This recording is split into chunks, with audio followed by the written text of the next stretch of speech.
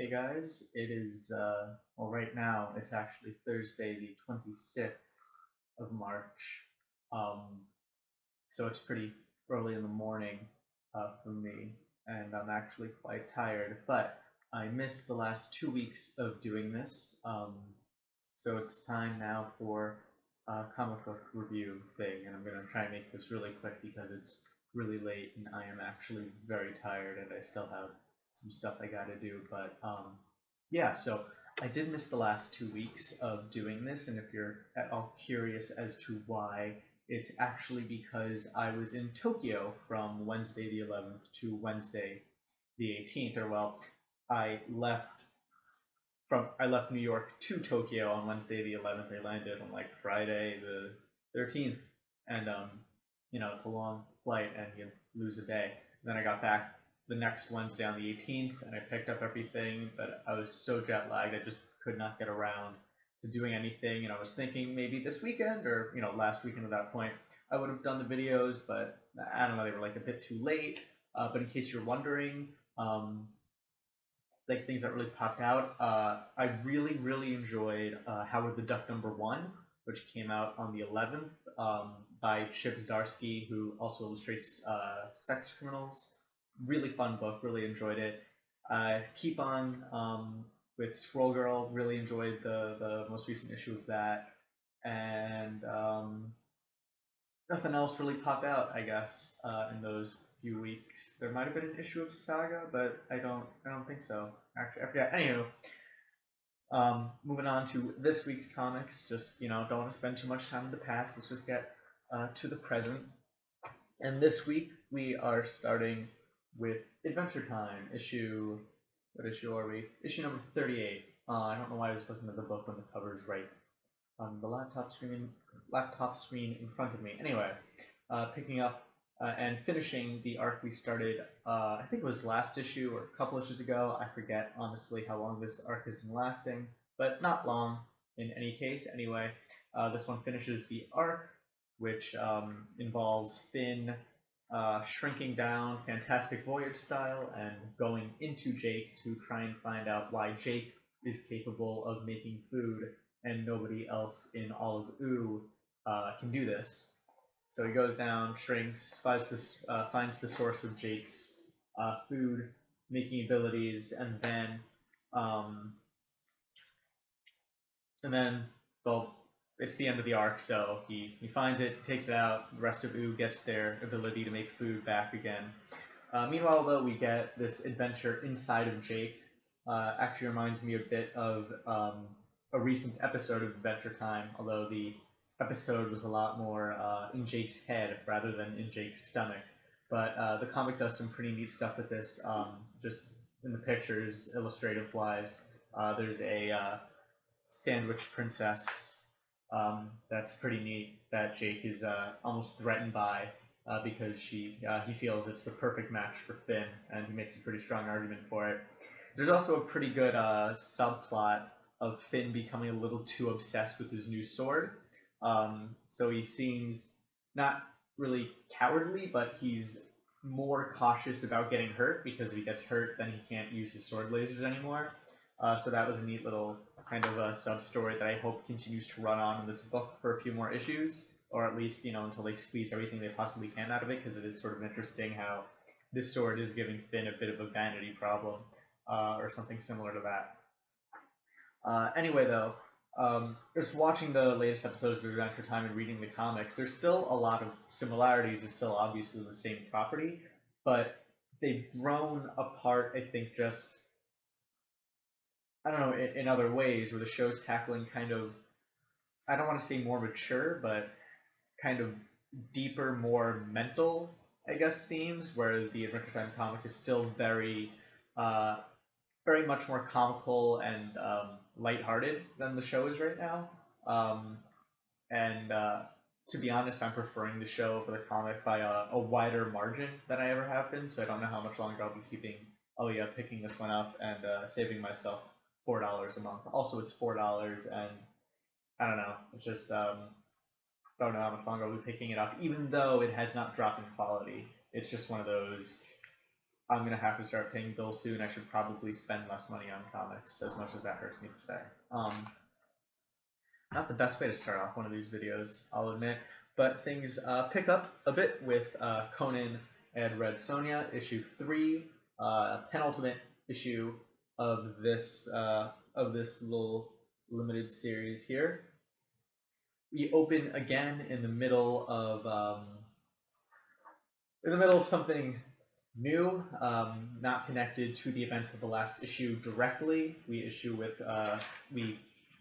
begin with Conan and Sonja in the middle of an arena battle. How they got there, we're not sure, but they are in this arena fighting gladiators under basically under the orders of the king, who is the father of the prince that they killed in the first issue of this miniseries. So there is some continuity, but you're definitely skipping ahead in time. Since the time skip, Conan is much more somber. He's kind of world-weary and beaten by the world. He doesn't get any enjoyment out of killing. This is because his girlfriend from the last issue, since the last issue, I think died or left. I forget exactly what it says here, but she's not in the picture anymore. So yeah.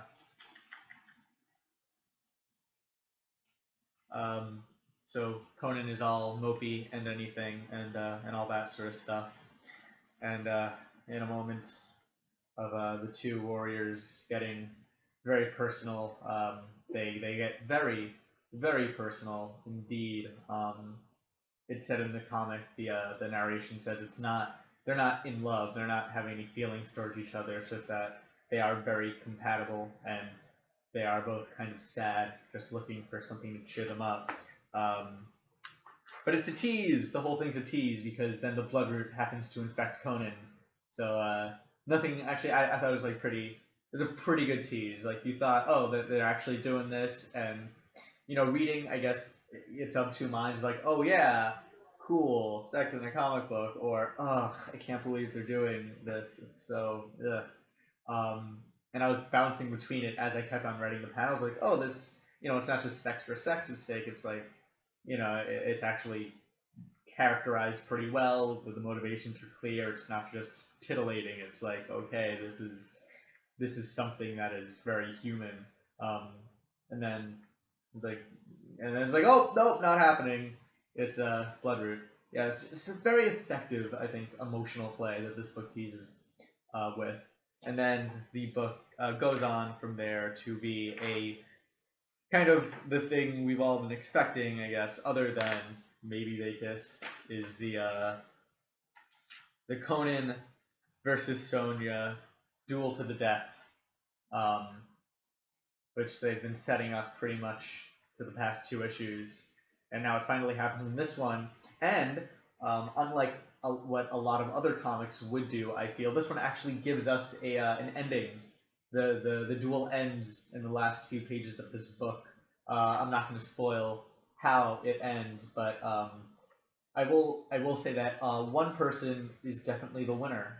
One of these 2 people is definitely the winner, and that's also kind of exciting to see. So this book pulls off some 2 really kind of amazing just kind of things that they do with things that are expected. You're going to have Conan and Sonja, it is expected that these things will happen, but they managed to flip and play with those expectations in very novel, very well done ways. So I like this one a lot. Next up is Red Sonja number 15.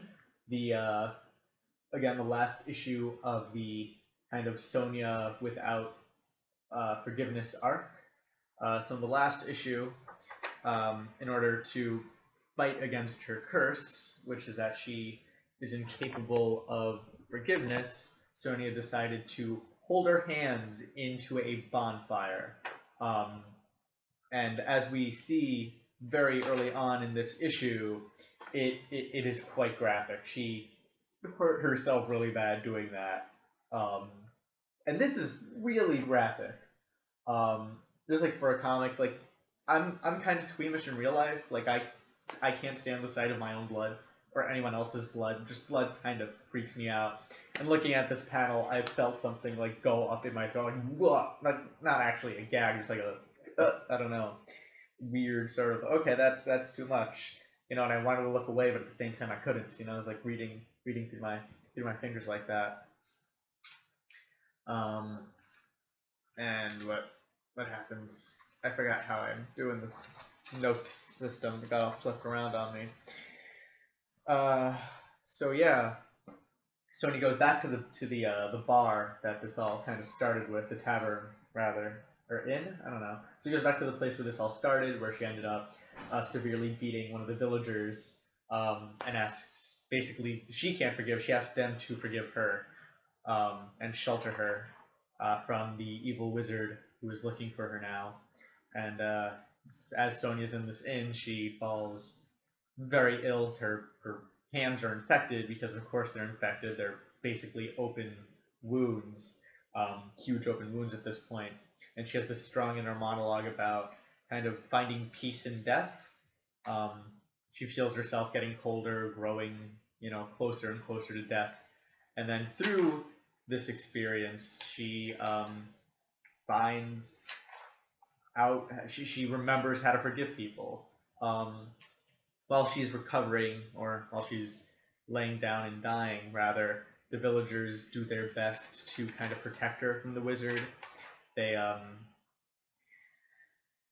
let her sleep in the bed. They try and negotiate with the wizard, but you know, the wizard's a wizard. He's very powerful, and so eventually they feel like they have to give Sonya up, and Sonya, through this whole ordeal, does relearn how to forgive.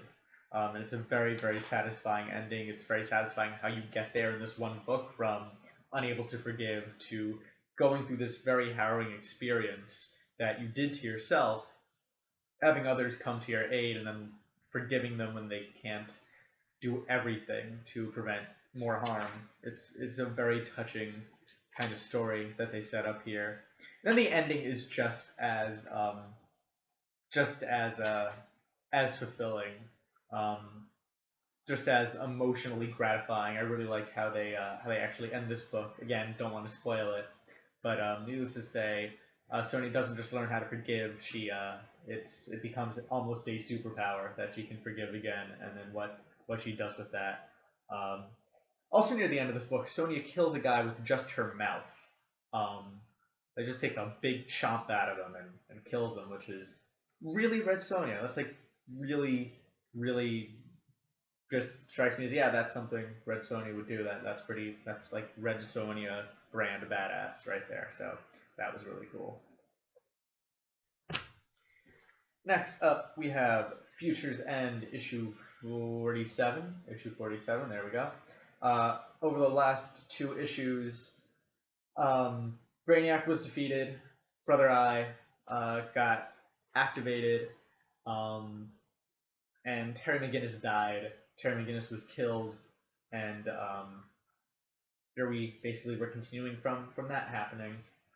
So we open this book, and Brother Eye has taken control of basically the entire world, just as he does in the future. You know, this is clearly setting up, okay, this is how this happens.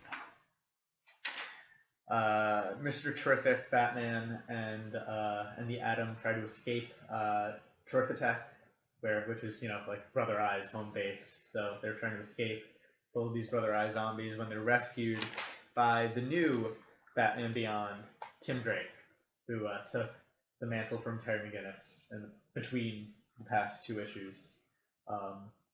So, I mean, that was heavily rumored that was going to happen, so, I mean, now that it's happened, it's not really a surprise if you've been following comic book news, but it's still pretty cool development in the story, I gotta say. Then the rest of the story is basically this group trying to find out, okay, we really screwed the pooch on this one, how do we fix it? Which, of course, has been the problem, which has been the main thrust of the story since issue 1. So now we're really nearing the end here, where things have gone to shit. They have one last kind of Hail Mary to fix everything, and they decide that they're gonna go with the original plan and send Batman Beyond into the past, but this time into the right time zone. So we have Batman who wants to do the plan, then spoiled. The Alfred AI says, no, you can't do this. It has to be Batman Beyond. It has to be Tim that goes back into the past. So Tim says his final goodbyes to Firestorm, who he realizes is what's her face, Melanie or Madison. He realizes it's Madison, so they have their final goodbyes before Tim goes off 5 years into the past, where he runs into Brother Eye and confronts Brother Eye before anything in the story has gone down previously. So it's 5 years. It's now, I guess, the present in the DCU, before the people from Earth 2 arrive on Earth, setting up the events of basically everything in this book. And again, we're really nearing the end here, where Tim faces Brother Eye and tries to convince Brother Eye to not do anything, I guess. And I'm not going to spoil again how this ends, because I actually think this is the penultimate issue. It's pretty late if you've been on the fence right now, pretty late to start joining, because I'm pretty sure the next issue is the last one. And again, I'm going to probably do like a whole, not retrospective, but a bigger review of the story overall when this ends next issue. But it's now that it's really nearing the end, I'm really enjoying it more than I have been. So that's that, I guess.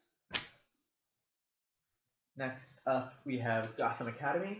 Last issue, I said that the only reason I would pick up Gotham Academy is because the last page of the last issue was just so amazing. It was this great illustration of Batman just in the school preparing to fight Killer Croc. And it's not that I didn't like the book. Well, it's not that the book was bad. I can see why people would enjoy the book, but I wasn't really connecting with it. And the book pulls the same thing in this issue. But before we get to that, I just want to say, again, part of the reason I do love this book is because it looks really cool. I really like the animated look that it's going for. It looks more like a cartoon than a comic book, with the way the colors are, the kind of cleanness of the illustrations. I really like the way they use color. I like the bright blues and the bright reds. Everything's very oversaturated and vivid. Just all these pages are really just eye candy. Just really enjoyable to look at, even if you're not so much enjoying the book itself. And we also get a lot of different art styles in this one issue. So we have kind of the basic art style that I've shown you. And then we have a couple flashback art styles. So when Killer Croc flashes back, we get this more kind of painterly, kind of everything has a bit of a different texture. It's clearly not in the same time. It's clearly a different context. And the art, the colors are more muted. It's more a bit painterly. I think I said that. And everything, it feels different, but it's just as well done. There's the art, I think, is just as beautiful in the flashbacks. And then later on, we have I really like the art in this book. Just every page has something really good on it. Later on, we have another story from the diary of Millie Jane Cobblepot, which is done in this more kind of hand-drawn charcoal or hand-drawn kind of pencil style than the rest of the book. Again, more somber, muted colors, more kind of greens and browns than blues and reds. But again, equally as good, I think. So, yeah, I mean, there's definitely a lot in this book to like. And at the end, by the end of this book, I really enjoyed what I had read, but I wasn't really connecting with it on any major levels. I was enjoying it, but I really felt no reason to keep on reading. But then again, at the end of this book, we have a little couple pages where they reveal something else, where they reveal a new development that just makes me curious as to, okay, I just want to see where this development goes. And I'm not going to spoil what it is, but another student joins the school. It's a student who is also a character, a very kind of noteworthy character in the DC universe. So he joins the school, and now I just want to keep on reading to see how his presence affects the school and how he joins and participates in this book. Um, so yeah, it's a book that, again, it's not that I don't like, but I'm trying to find a way out of because I'm not getting everything I want out of it just as a reader. It's not the book's fault, it's me going into it. But it finds a way to drag me back in. It just makes me curious as to see, oh, what's going to happen next. And I can't tell if that makes it a really good book or a really manipulative book. But either way, I am going to be picking up the next issue. Next up, we got Gotham by Midnight, issue 5, continuing where we left off with the huge Pacific Rim kaiju battle between the Poltergeist and the Spectre. The Poltergeist being the kind of ghosts of the native, not native Gothamites, but the native people of Gotham, who were basically pissed that they were, genocided, and then the Spectre being the God's judgment. And I just love this first opening page spread. So it does look like something out of Pacific Rim or a kaiju movie, a big monster movie. You have the bat signal in the corner here, just reminding you, yeah, okay, Batman's in this story. And Batman does appear later in this story, though he proves to be pretty ineffective. And so it's just a great page. So while we have this huge battle going on in the city, we also get, the smaller things. So we have Corrigan, who's possessed by the Spectre, who's physically incapacitated, but he's still conscious. He says that he doesn't get knocked out. His consciousness kind of transfers over to the Spectre, and he hears what the Spectre is thinking and kind of tries to argue with the Spectre about what the Spectre does, although he's not all that effective at doing that. Meanwhile, the lieutenant of the police force comes in. He knows the connection between Spectre and Corrigan, so he thinks, oh, if I kill Corrigan, the Spectre will go away, and then we're all spared.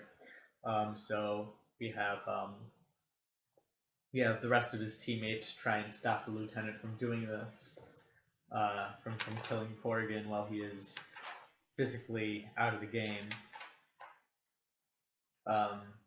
Batman shows up, as I said, in the Batplane, but as Jackie Chan Adventures taught me, only magic can defeat magic, so his weapons prove quite ineffective against the Poltergeist. We then find out what kind of what Officer Drake's secret is.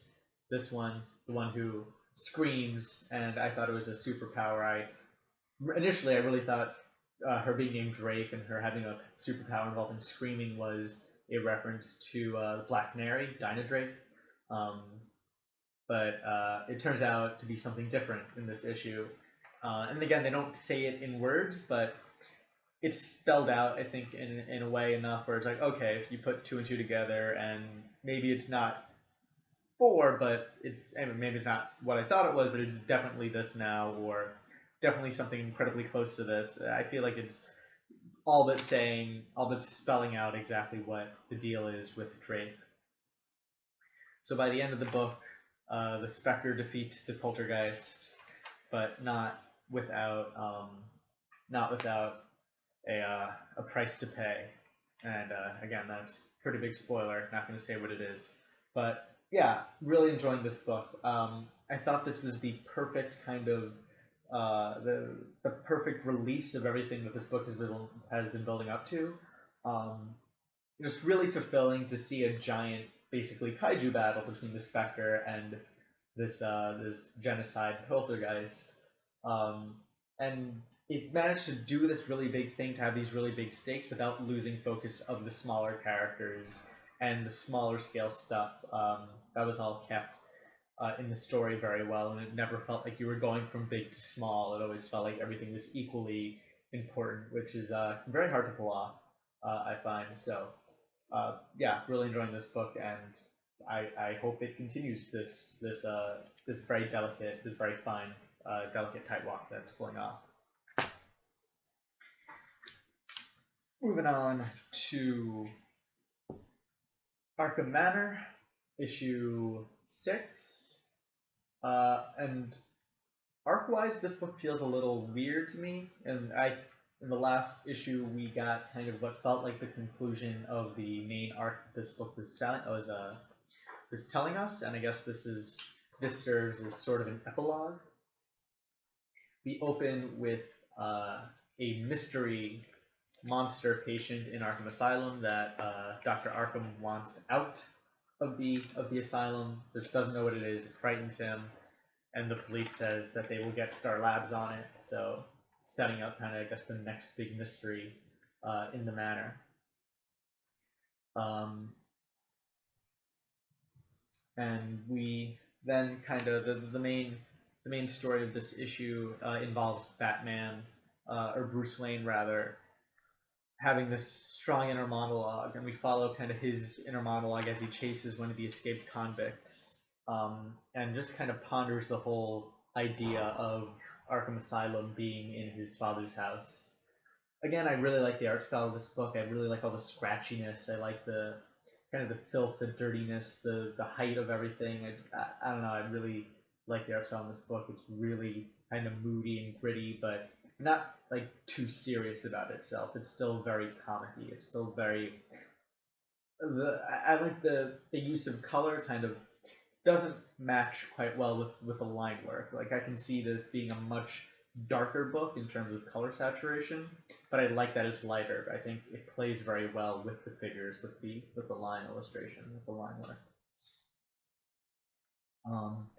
So yeah, we follow Batman's inner monologue through this entire book as he chases this criminal. Well, not criminal, he chases this escapee, and he's kind of wondering, is this guy insane? Does he know what he's doing? Should I have mercy on him? Like, this is someone who is hurting people, but he is also unstable. He's not completely in control of his actions, and so Batman is going, is he a criminal? Is he just, should I pity him? Should I have mercy on this guy? He's hurting people, what do I do? And then that kind of extends, that whole justice versus mercy thing extends to whether or not Bruce Wayne takes the opportunity to challenge Gotham City's seizure of Wayne Manor. And by the end of this book, Bruce Wayne decides that he's going to let Arkham Asylum stay in the Wayne Manor while Gotham recovers and Gotham builds a new asylum. He's not going to kick all the inmates out into Gotham because that would just cause more trouble for everybody, and they deserve to be helped as much as they can. So, a pretty good epilogue. Again, it didn't really go anywhere this single issue. We're not getting a lot of new developments in terms of the story, but it's interesting to have this inner monologue, to have this, to follow Batman and really how Batman interacts with the idea of the asylum, both as somewhere his criminals go, and then as an institution that is built to help people and to help Gotham. So, kind of interesting stuff we got going on there. The next book we have is Batman and Robin, issue 40, the last issue of the Robin is Back with Superpowers arc. So we open up with Robin joining the Justice League on a mission to fight a monster in Japan. I really like this monster's design. It seems to be like a cross between an angel from Neon Genesis Evangelion and the Guyver, which was an old manga and anime. I just really like the monster design. And so we have... So we open the first, I guess, third of this book is Damian and the Justice League fighting this monster. Damian kind of taking control, taking the lead in how this monster is defeated. And it's a pretty good fight scene, very dynamic. You have basically everybody participate, which is nice. Pretty good final blow. I like how this fight actually ends a lot. I think it's pretty cool. And after the battle, Robin and Damian fly home. We find out, Robin and Batman and Robin fly home. We find out that this whole attack was a setup by Batman in order to test Damian in the field with his superpowers, and it was all just a ruse in order to get Damian to show the Justice League what he can do. And then as we get back, Damian goes to sleep, and Batman tells Alfred that he was proud of Damian, that despite having all this power, he remained under control. He kept his head. He didn't let the power go to his head. He managed to plan out how to defeat this enemy, and so Batman is proud of his son, which is very neat. And then at the end of the book, we discover, as Damian wakes up the next day, that he has lost all of his superpowers, and he's upset, but Bruce tells him that it's okay, and that he's kind of relieved that Damian doesn't have any powers anymore, and we get a kind of a sweet father-son bonding time by the end of the book as they suit up and go on patrol. Both of them dressed regular human beings again. Well, regular human beings again, powerless human beings again. So, nice little ending to this arc. Again, I like what Tomasi's been doing here with the whole father-son relationship. I like all those father-son bonding moments that he has in this book. So, if you're not sick of that by now, then keep on reading, because it's just as good in this one as it has been. Moving on to Batman Eternal, issue 51. And we have, after 51 issues, we have finally caught up with the first issue of Batman Eternal. We have caught up to the in medias res moment, and we are very, very near the end of the book. This, I think, like Future's End, is the penultimate issue. So we find out. I put my notes backwards again.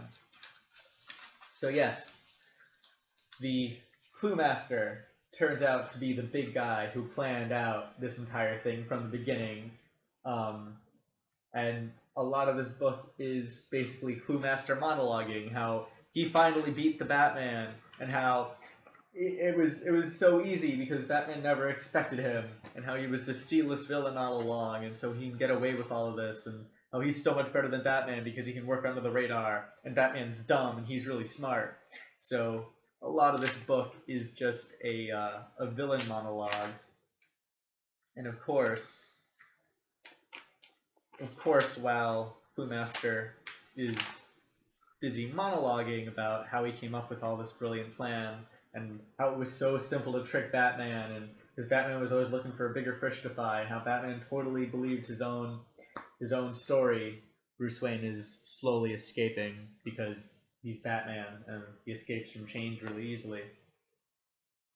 And so, I really enjoyed this book, as I do enjoy reading villain monologues, especially when they're so sanctimonious and so self-righteous, as Clue Master is. He's like, yay, I finally beat the Batman, and I'm a nobody, but I did it because he wasn't expecting me, and that's why I'm the best villain of all. And then, of course, by the middle of this book, Batman just pops out and decks him one right in the face because, well, he's Batman. Just really fun stuff to read, I think. We also have the GDPD trying to get Gotham under control again. As you can see, Jim Gordon's back in the I'm not going to say in the commissioner's chair, because he later gives that back to Bard and says, Bard, you're the city's commissioner, you have to fix this. I'll help you, but it's your position. You got to do it. We catch up with Stephanie and Harper as they have kind of one last conversation about their duty to the city and then their duty to Batman. And then we have a fight scene between Cluemaster and Bruce that kind of goes one way and then the other way, and then one way and then the other way, before one last villain shows up to kind of kill steal from Cluemaster.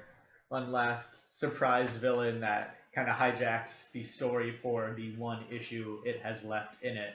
And it's someone who I thought would be in this book. It's actually the person I thought would be behind this whole plan, but he seems to have just popped up at the very end to be like, ha, I'm in this book now, and I'm going to be the final guy.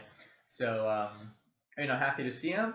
And I'm kind of also happy that he wasn't the guy behind it all. I like how they're doing this, where you had this kind of Z-list villain plan it all, and then because he's still a Z-list villain, he gets whacked for a bigger guy. I just kind of like the meta theme behind, like, there's the theme behind that even though the Z-list villain won, even though he beat the Batman, he can't get any credit for it because he's a Z-list and someone else is just gonna knock him on the back of the head and take all the credit. So I think it's funny how they're including this one last villain as like, this is the guy, this is the final one, even though he put no effort in to any of this. So again, really enjoying Batman Eternal. I hope the last issue wraps it up as it deserves to be wrapped up. And the next book we have is Multiversity, Ultra Comics. I forget, I think this is like 1.8 or something, but the penultimate issue of Multiversity, kind of the one they've been building up to this entire time. This comic, this cover at least appeared in, I think, like every other Multiversity book as like, this is the book that brings everything doom. This is it. So here it is, and this book has officially no fourth wall. Like, from the second page of this book, you are drawn in. You are included as a character in this book, and your actions determine the fate of the multiverse. So just absolutely no fourth wall. And as you read, we start again in medias res, so we start with him going with this character who's called Ultra. He goes back in time to warn us not to read this book, and then of course as you read the book, we start the whole loop over again. So we have this guy who's telling us no matter what you do, you're reading the book, you're part of the story now, and tells kind of the story of how this book came to be. And it's not a hoax, it's not a fake story, it's not an Elseworlds book.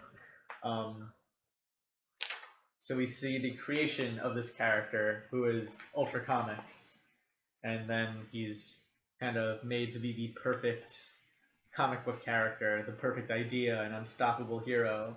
And so he invades all these other comic books. Here he is saving the Waynes from being murdered, and here he is during Crisis. So he kind of invades all these other comic books. But then, of course, he's trapped in a comic book himself. He's trapped in the Multiversity story.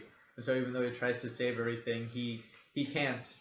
He's just as trapped as everything else. So this book is very, very meta. This book reviews itself as it goes on. So like these are like web forum sort of critiques and commentaries on this comic as it's going on. Really, it's almost like a reverse fourth wall, where instead of a fourth wall, it's really sucking you in. It's more like a first, well, it's pushing you into the book instead of just saying there's no separation. It's like, no, there's a separation, but you've broken it. You're coming in now to the book. So, yeah, and then again, one last time, here's the cover of this book that says, "Don't read this book." But of course, you want to read it because you spent $5 on it, so you want to read this book. But that's a bad idea because reading the book causes all the events in the book to happen. It's very, if I had to compare it to one other book, and I think there's only one choice to which book I have to compare it to, it is the Sesame Street children's classic, The Monster at the end of this book, where Grover, the Sesame Street character, tries to prevent you from reading the book because there's a monster at the end of it, and he keeps on trying to set up ways for you to stop turning the pages, but you turn the page, and every time you turn the page, you get closer to the monster at the end of this book. And this book is basically that, but not Muppets. So not as good, I guess. I mean, it's definitely smarter. It definitely appeals to a more mature audience, but it doesn't have the same charm as Sesame Street and Grover. So take that as you may. There's one issue left of this, and I do want to see how it wraps up. If just because it's been an interesting series to read. So there we go with that. But we have one more book this week, and thank God, because I am very tired, and my throat kind of hurts from talking all this time. And that is Wytches, issue 5, sorry, Wytches, issue 5.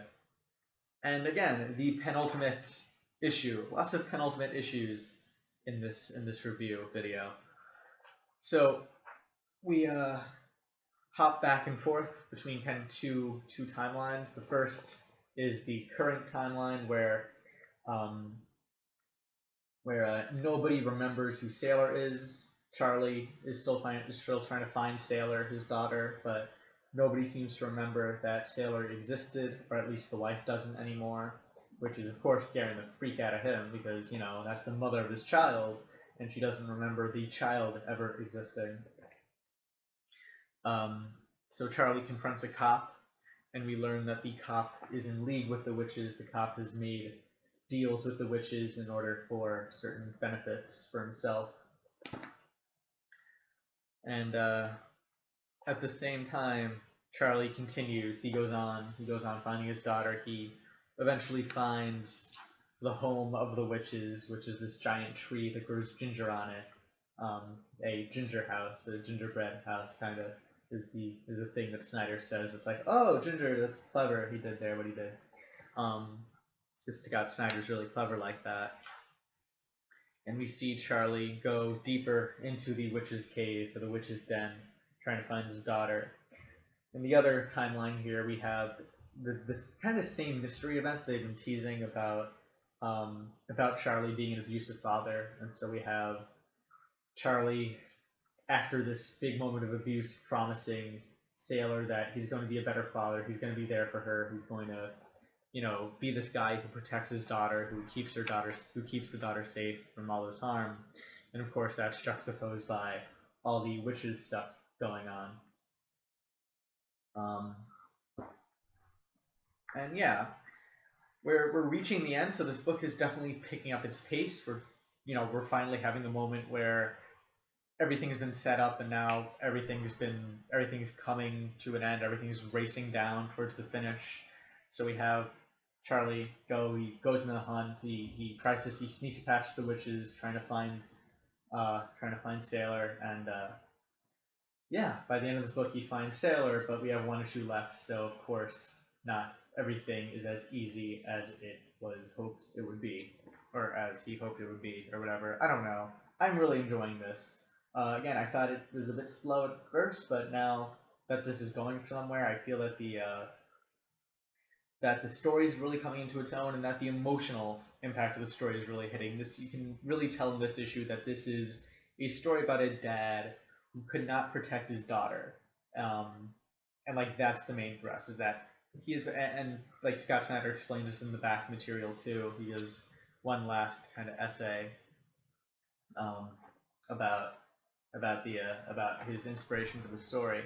And it's very clear that this is a story about a parent who just wants to protect his child, and the child is growing up faster than the parent thought, and doing all these scary things that they aren't in control of anymore. And that's scary. I mean, I'm not a parent. I don't have that fear. I can't really empathize with that, but I can totally sympathize. I know what it's like to feel like you're letting someone down, and you're putting someone in harm's way, or someone else is going to get hurt and you can't prevent it. And that's what the main kind of fear in this book is built upon. So very, very enjoyable. It's kind of quite as kind of strong a punch as maybe it could have been, but it's still very effective. And that is it for this week. 45-minute video. Thank you for watching. Thank you for getting through all of this. If you want more of this, please subscribe. I will try and be better about doing this weekly. Hopefully, I'm not planning any more trips in the near future, so I should be doing this every week again from now on. If you like this video, please thumbs up. Give me a like on the video or whatever. I don't know. I'm too tired to do this correctly. Anyway, do whatever you feel like. Thank you for watching, and I hope you decide to watch again next week or whenever you feel like checking in on me.